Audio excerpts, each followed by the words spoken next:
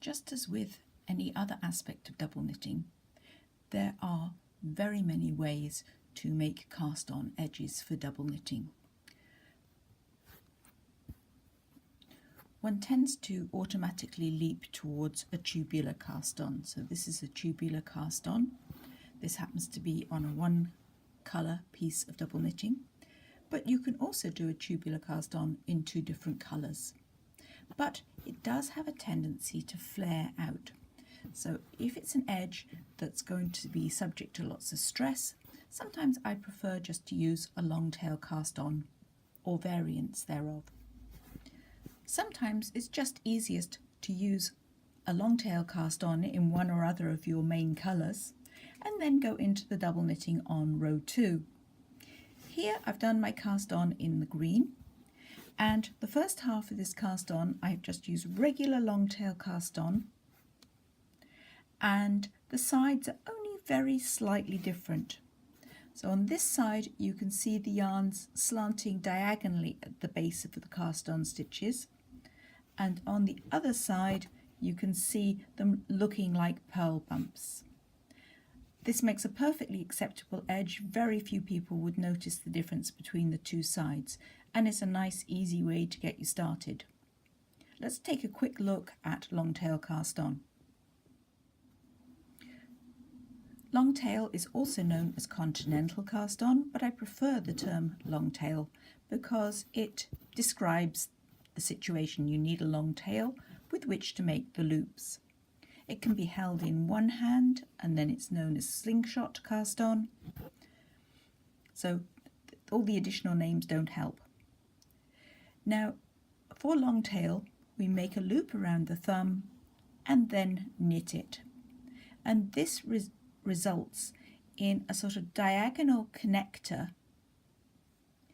between the stitches. So on one side, the yarn runs sort of across the front of the work, and on the other side it appears as a purl bump, and that is because we are effectively knitting into this loop and pushing that bump to the back of the work.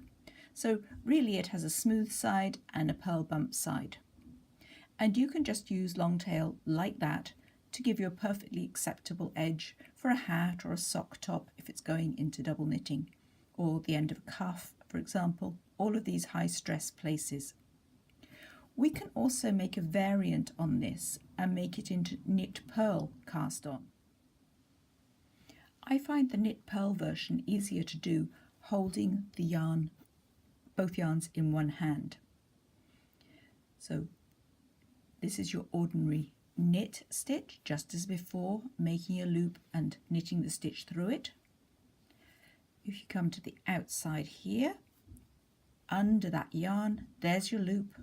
And now we're purling that stitch away from us. So we knit one, we purl one. And if you set that up, you can set it up in one colour and make sure that your sides of your double knitting accord to the stitches. So that would be the knit one would be a near side stitch, the far one would be a purl side stitch. This is the result you get when using knit and purl cast on. So it has that purl bump on that side, and it also has the purl bump on the other side. So they are more or less identical, and you can do it in one of the future working colours if you wish, and really no one's going to notice that it wasn't double knit right at the cast on edge. Alternatively, you can do this edge in two colours, which gives you this nicely patterned edge. So the loop was made in the green and the stitch was made in the pink. And on the other side, the loop was made in the pink and the stitch was made in the green. When using two colours, you need to think about what colour you want your front stitch to be. So I've got both yarns tied onto the needle. And that's just a temporary holding knot. I want my front layer to be blue stitches, so I'm going to make a red loop and knit up a blue stitch.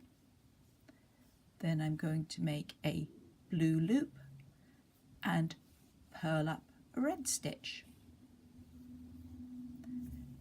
Knit and purl.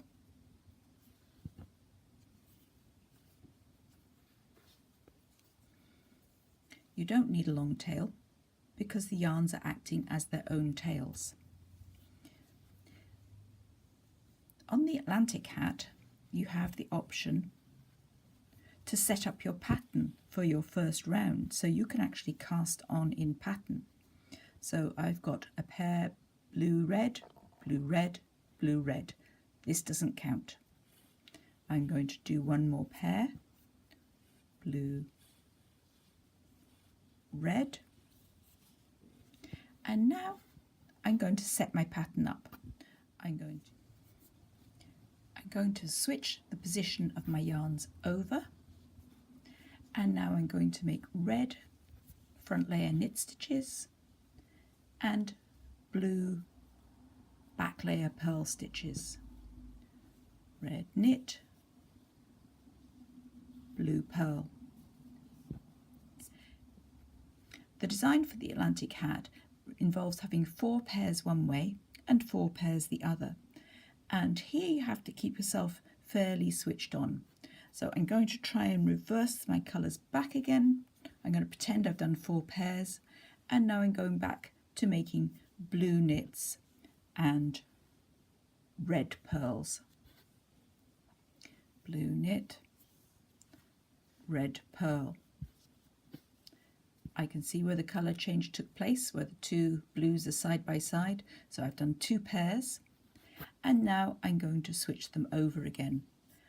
I would try to be methodical about switching them forward and switching them back.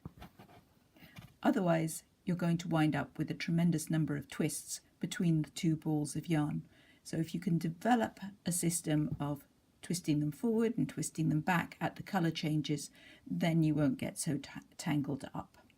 And this then can actually count as round 1 on the Atlantic hat, or any other design where you want the pattern to begin right at the cast on edge.